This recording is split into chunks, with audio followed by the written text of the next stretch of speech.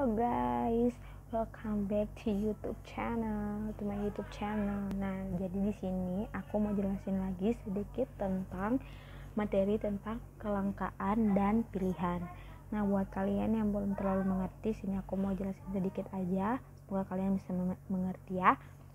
Nah, yang pertama yaitu aku masuk dalam barang ekonomi, barang dan jasa yang untuk memperoleh diperlukan suatu pengorbanan, misalnya ditukar dengan uang atau bentuk penukaran lain.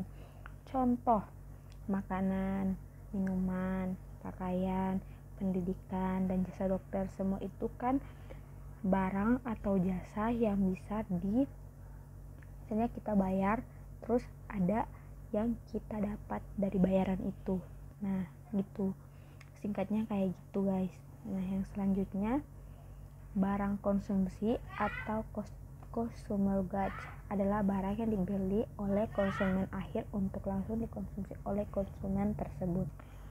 Kemudian barang modal atau capital goods adalah barang yang digunakan untuk memproduksi barang lain. Contohnya mesin cetak, mesin pemintal tekstil, bahan baku industri, bahan bangunan, dan yang lain sebagainya.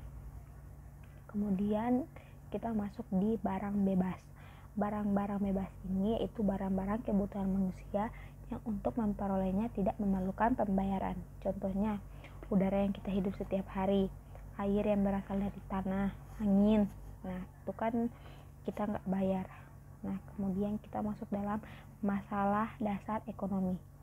Yang pertama itu kelangkaannya. Suatu kebutuhan seseorang atau masyarakat akan barang dan jasa sudah melampaui penyediaan barang dan jasa tersebut.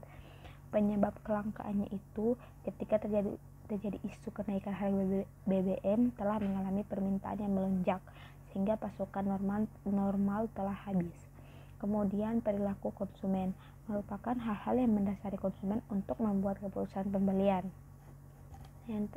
Kemudian prinsip dasar dalam analisis perilaku konsumen. Yang pertama yaitu kelangkaan dan terbatasnya pendidikan. Yang kedua, konsumen mampu membandingkan biaya dengan manfaat.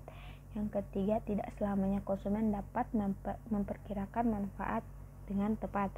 Yang keempat, setiap barang dapat disubstitusi dengan barang lain. Dan yang terakhir yaitu konsumen tunduk kepada hukum berkurangnya tambahan kepuasan.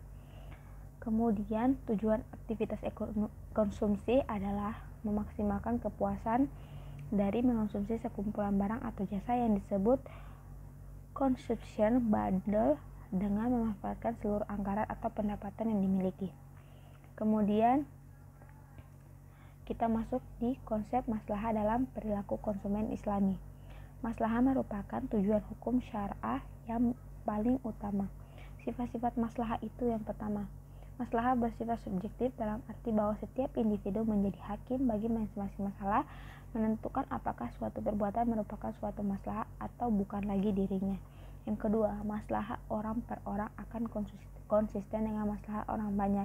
Dan yang terakhir, konsep maslahah mendasari semua aktivitas ekonomi dalam masyarakat, baik itu produksi, konsumsi maupun dalam pertukaran dan distribusi.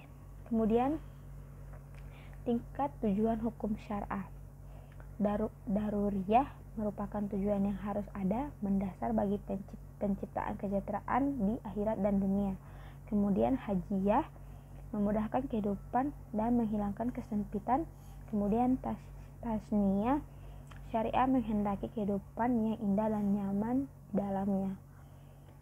Kemudian kita masuk dalam kebutuhan dan keinginan. Yang pertama, ekonomi konvensional tidak membedakan antara kebutuhan dan keinginan, tetapi dalam ekonomi syariah, pemenuhan kebutuhan akan menghasilkan manfaat fisik, spiritual, intelektual, maupun material. Sedangkan keinginan yang lain diartikan sebagai sesuatu yang berasal dari hasrat. Nah, yang terakhir yaitu sumber daya ekonomi.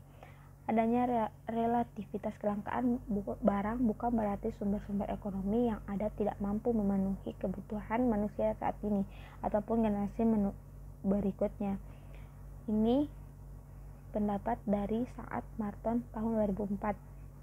Hal tersebut merupakan pemahaman yang berbeda. Dengan sederhananya dapat dikatakan bahwa relativitas kelangkaan berbicara secara mikro, sedangkan kecukupan sumber-sumber ekonomi berbicara dalam konteks makro. Nah, mungkin itu aja yang bisa aku sampaikan. Thank you.